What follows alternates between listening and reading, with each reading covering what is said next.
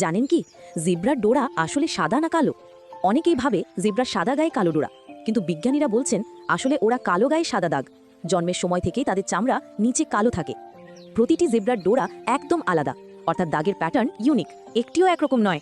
জিব্রার দাগ মশা তাড়ায়। হ্যাঁ, ঠিক শুনেছেন।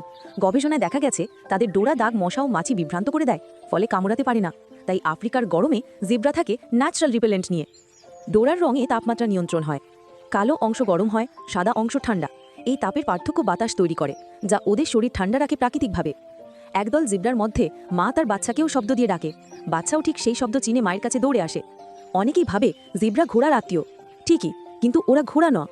ওদের বন্য প্রকৃতি এমন যে মানুষ কখনো পুরোপুরি পোষ মানাতে পারেনি। জিব্রা মারা গেলে দলের সবাই থেমে যায়। ওরা খুব সামাজিক প্রাণী। কেউ আহত বা মারা গেলে পুরো দল কয়েক মিনিট নীরবে দাঁড়িয়ে থাকে, তারপর এগোয়। এমনকি মাথা নিচু করে সম্মান জানায়।